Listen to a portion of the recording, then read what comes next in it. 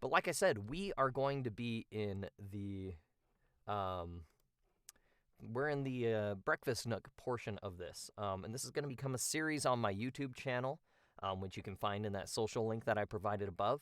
And it's going to be where I read a short story. Now, I was just doing like short stories that I found on the internet, different things like that. But I was talking to my dad over the weekend, and he felt it would be good if I did something from like a more reputable source. Something that is a little bit more well known, different things like that. So, what we're going to do is we're going to start in a series of books. Funnily enough, it is actually breakfast time for me, although it's more work time right now. It is breakfast time for you. I just had some, like, I guess you could call it brunch. I'm your white noise. Perfect. This is perfect because we are going to be reading and starting a brand new series of books. I've read this series of books several times throughout my life, and I thought this would be a good one to do. So we are going to be reading the Chronicles of Narnia, all 7 books. Most likely, let's see, how many chapters are in this one? There's 7 books, but I can't remember how many chapters are. There are 15 chapters, so that's 15 streams. I don't think that's that big of a deal. So a chapter, a stream. And like I said, they'll be periodically uploaded to my YouTube as well. So if you happen to miss out on the Breakfast Nook, you don't have to miss out every stream. So it's fantastic. At Cinnamon, can you help this man do a syrup fresh check? I can't sleep until I know. Maybe she can come and help me right after the Breakfast Nook here, Newt. But we'll do it. So, the first book in the Chronicles of Narnia by C.S. Lewis is called The Magician's Nephew. Well, I guess you're not sleeping. Oof. Senna coming in with the harsh truth. The harsh truth. All right, we're going to jump right into this. So, The Magician's Nephew by C.S. Lewis. Chapter 1. The Wrong Door. This is a story about something that happened a long time ago, when your grandfather was a child. Yes, I'm going by chronology rather than release date. Good catch there, Zenith. Chronology. When your grandfather was a child. It is a very important story because it shows how all the comings and goings between our own world and the land of Narnia first began. In those days, Mr. Sherlock Holmes was still living in Baker Street, and the Bastables were looking for treasure in the Lewisham Road. In those days, if you were a boy, you had to wear a stiff Eton collar every day, and schools were usually nastier than now. But meals were nicer. As for sweets, I won't tell you how cheap and good they were, because it would only make your mouth water in vain. And in those days, there lived in London a girl called Polly Plummer. She lived in one of the long row of houses, which were all joined together. One morning she was out in the back garden when a boy scrambled up from the garden next door and put his face over the wall. Polly was very surprised, because up till now, there had never been any other children in that house. But only Mr. Ketterley and Miss Ketterley, a brother and sister, old bachelor and old maid, living together. So she looked up, full of curiosity. The face of the stranger boy was very grubby. It could hardly have been grubbier if he had first rubbed his hands in the earth, and then had a good cry, and then dried his face with his hands. As a matter of fact, this was very nearly what he had been doing. "Hello," said Polly. "Hello," said the boy. "What's your name?" "Polly," said Polly. "What's yours?" "Diggory," said the boy. "I say, what a funny name," said Polly. "It isn't half so funny as Polly," said Diggory. "Yes, it is," said Polly. "No, it isn't," said Diggory.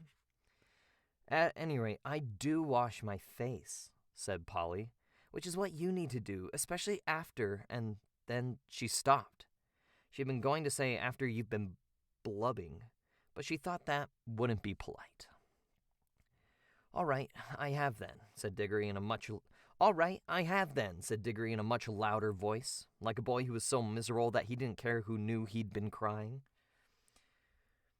"And so would you," he went on, "if you lived all your life in the country and had a pony and a river at the bottom of the garden and then been brought to live in a beastly hole like this." "London isn't a hole," said Polly indignantly, but the boy was too wound up to take any notice of her, and he went on. And if your father was away in India and you had come to live with an aunt and an uncle who's mad, who would like that? And if the reason was that they were looking after your mother, and if your mother was ill and was going to die? Then his face went the wrong sort of shape, as it does as if you're trying to keep back your tears. I didn't know. I'm sorry, said Polly humbly. And then, because she hardly knew what to say, and also to turn to Diggory's mind to cheerful subjects, she asked, Is Mr. Ketterly really mad? Well, either he's mad, said Diggory, or there's some other mystery. He has a study on the top floor, and Aunt Lenny says I must never go up there. Well, that looks fishy to begin with, and then there's another thing. Whenever he tries to say anything to me at mealtimes, he never even tries to talk to her. She always shuts him up. She says, Don't worry the boy, Andrew, or I'm sure Diggory doesn't want to hear about that, or else, Now, Diggory, wouldn't you like to go out and play in the garden? What sort of things does he try to say? I don't know. He never gets far enough. But there's more than that. One night, it was last night, in fact, as I was going past the foot of the attic stairs on my way to bed, and I don't much care for going past them either, I'm sure I heard a yell. Perhaps he keeps a mad wife up there. Yes, I've thought of that. Or perhaps he's a coiner. Or he might have been a pirate, like the man at the beginning of Treasure Island, and be always hiding from his old shipmates. How exciting, said Polly. I never knew your house was so interesting. You may think it's interesting, said Diggory, but wouldn't you like it if... You may think it's interesting, said Diggory, but you wouldn't like it if you had to sleep there. How would you like to lie awake listening for Uncle Andrew's footsteps to come creeping along the passage to your room? And he has such awful eyes. That was how Polly and Diggory got to know one another. And as it was just the beginning of the summer holidays and neither of them was going to the sea that year, they met nearly every day. Their adventures began chiefly because it was one of the wettest and coldest summers there had been for years. That drove them to do indoor things, you might say indoor exploration. It is wonderful how much exploring you can do with a stump of a candle in a big house, or in a row of houses. Polly had discovered long ago that if you opened a certain little door in the box room attic of her house, you would find the cistern in a dark place behind it, which you could get into by a little careful climbing. The dark place was like a long tunnel with brick walls on one side and a sloping roof on the other. In the roof there were little chunks of light between the slates. There was no floor in this tunnel. You had to step from rafter to rafter, and between them there was only plaster. If you stepped on this, you would find yourself falling through the ceiling of the room below. Polly had used the bit of the tunnel just beside the cistern as a smuggler's cave. She had brought up bits of old packing cases and the seats of a broken kitchen chair and things of that sort, and spread them across from rafter to rafter so as to make a bit of a floor. Here she kept a cash box containing various treasures and a story she was writing and usually a few apples. She had often drunk a quiet bottle of ginger beer in there. The old bottles made it look more like a smuggler's cave. Diggory quite liked the cave. She wouldn't let him see the story. But he was more interested in exploring. Look here, he said. How long does this tunnel go for? I mean, does it stop where your house ends? No, said Polly. The walls don't go out to the roof. It goes on. I don't know how far. Then we could get the length of the whole row of houses. So we could, said Polly. And, oh, I say. What? We could get into the other houses. Yes, and taken up for burglars. No, thanks. Don't be so jolly clever. I was thinking of the house beyond yours. What about it? Why, it's the empty one. Daddy says it's always been empty ever since we came here. I suppose we ought to have a look at it then, said Diggory. He was a good deal more excited than you'd have thought from the way he spoke, for of course he was thinking just as you would have been, of all the reasons why the house might have been empty for so long. So was Polly. Neither of them said the word haunted, and both felt that once the thing had been suggested, it would be feeble not to do it. Shall we go and try it now? Said Diggory. All right, said Polly. Don't if you'd rather not, said Diggory. I'm game if you are, she said. How are we to know when we're in the next house but one? They decided they would have to go out into the box room and walk across it, taking steps, as long as the steps from one rafter to the next. That would give them an idea of how many rafters went to a room. Then they would allow about 4 more for the passage between the 2 attics in Polly's house, and the same number for the maid's bedroom and as for the box room. That would give them the length of the house. When they had done that distance twice, they would be at the end of Diggory's house. Any door they came to after that would let them into the attic of the empty house. But I don't suppose it's really empty at all, said Diggory. What do you expect? I expect someone lives there in secret, only coming in and out at night with a dark lantern. We should probably discover a gang of desperate criminals and get a reward. It's all rot to say a house would be empty for all those years unless there was some mystery. Daddy thought it must be the drains, said Polly. Pooh! Grown-ups are always thinking of uninteresting explanations, said Diggory. Now that they were talking in daylight in the attic instead of by candlelight in the smuggler's cave, it seemed much less likely that the empty house would be haunted. When they had measured the attic, they had to get a pencil and do a sum. They both got different answers to it at first, and even when they agreed, I'm not sure they got it right. They were in a hurry to start on the exploration. We mustn't make a sound, said Polly as they climbed in again behind the cistern. Because it was such an important occasion, they took a candle each. Polly had a good store of those in her cave. It was very dark and dusty and drafty, and they stepped from rafter to rafter without a word, except when they whispered to one another. We're opposite of your attic now. Or, this must be halfway through your house. And neither of them stumbled, and the candles didn't go out, and at last they came where they could see a little door in the brick wall on their right. There was no bolt or handle on this side of it. Of course, for the door had been made for getting in, not for getting out. But there was a catch, as often there is into the inside of a cupboard door, which they felt sure they would be able to turn.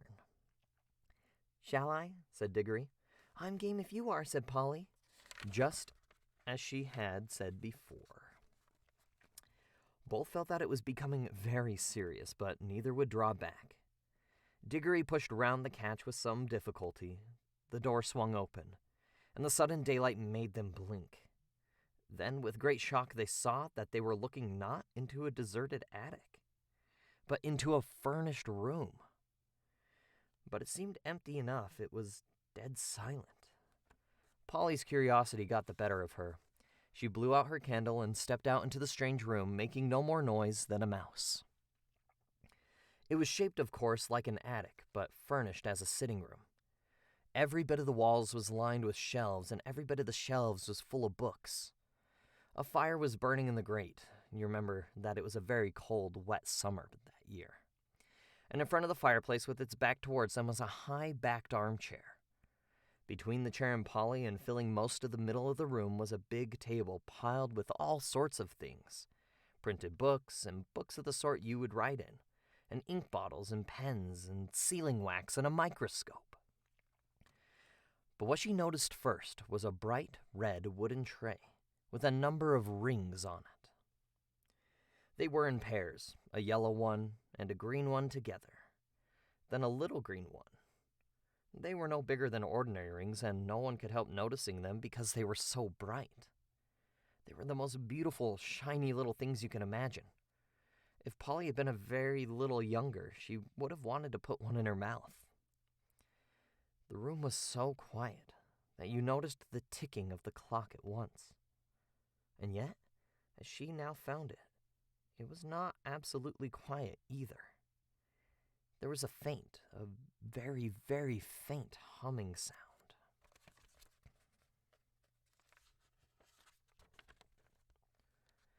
If vacuum cleaners had been invented in those days, Polly would have thought it was the sound of a hoover being worked a long way off, several rooms away and several floors below. But it was a nicer sound than that, a more musical tone. only so faint that you could hardly hear it. "It's all right. There's no one here," said Polly over her shoulder to Diggory. She was speaking above a whisper now, and Diggory came out blinking and looking extremely dirty, as indeed Polly was too. "This is no good," he said. "It's not an empty house at all. We'd better leave before anyone else comes." "What do you think those are?" said Polly, pointing at the colored rings. "Oh, come on," said Diggory. The sooner... He never finished what he was going to say, for at that moment something happened. The high-backed chair in front of the fire moved suddenly, and there rose up out of it like a pantomime demon coming out of a trap door, the alarming form of Uncle Andrew. They were not in the empty house at all. They were in Diggory's house and in the forbidden study. Both children said, "Oh," and realized their terrible mistake. They felt they ought to have known all along that they hadn't gone nearly far enough. Uncle Andrew was tall and very thin. He had a long, clean-shaven face with a sharply pointed nose, and extremely bright eyes and a great tousled mop of gray hair. Diggory was quite speechless, for Uncle Andrew looked 1,000 times more alarming than he had ever looked before. Polly was not so frightened yet, but she soon was. For the very first thing Uncle Andrew did was to walk across to the door of the room, shut it, and turn the key in the lock. Then he turned round, fixed the children with his bright eyes, and smiled, showing all of his teeth. "There," he said, "now my fool of a sister can't get at you." It was dreadfully unlike anything a grown-up would be expected to do. Polly's heart came into her mouth, and she and Diggory started backing toward the little door they had come in by. Uncle Andrew was too quick for them. He got behind them and shut that door too, and stood in front of it. Then he rubbed his hands and made his knuckles crack. He had very long, beautifully white fingers. "I am delighted to see you," he said. "Two children are just what I wanted." "Please, Mr. Ketterly," said Polly. "It's nearly my dinner time, and I've got to go home. Will you let us out, please?" "Not just yet," said Uncle Andrew. "This is too good an opportunity to miss. I wanted two children. You see, I'm in the middle of a great experiment. I've tried it on a guinea pig, and it seemed to work, but then a guinea pig can't tell you anything. And you can't explain to it how to come back." "Look here, Uncle Andrew," said Diggory. "It really is dinner time. They'll be looking for us in a moment. You must let us out." "Must?" said Uncle Andrew. Diggory and Polly glanced at one another. They dared not say anything, but the glance meant, "Isn't this dreadful? And we must humor him." "If you let us go for our dinner now," said Polly, "we could come back after dinner." "Ah, but how would I know that you would?" said Uncle Andrew, with a cunning smile. Then he seemed to change his mind. "Well, well," he said, "if you really must go, I suppose you must. I can't expect two youngsters like you to find it much fun talking to an old buffer like me." He sighed and went on. "You've no idea how lonely I sometimes am. But no matter, go to your dinner. It's not every day that I see a little girl in my dingy old study, especially, if I may say so, such a very attractive young lady as yourself." Polly began to think he might not really be mad after all. "Wouldn't you like a ring, my dear?" said Uncle Andrew to Polly. "Do you mean one of those yellow or green ones?" said Polly. "How lovely!" "Not a green one," said Uncle Andrew. "I'm afraid I can't give the green ones away. But I'd be delighted to give you any of the yellow ones, with my love. Come and try one on." Polly had now quite got over her fright, and felt sure that the old gentleman was not mad, and there was certainly something strangely attractive about those bright rings. She moved over to the tray. "Why, I declare," she said, "that humming noise gets louder here. It's almost as if the rings were making it." "What a funny fancy, my dear," said Uncle Andrew with a laugh. It sounded a very natural laugh, but Diggory had seen an eager, almost greedy look on his face. "Polly, don't be a fool," he shouted. "Don't touch them." It was too late. Exactly as he spoke, Polly's hand went out to touch one of the rings, and immediately, without a flash or a noise or a warning of any sort, there was no Polly. Diggory and his uncle were alone in the room.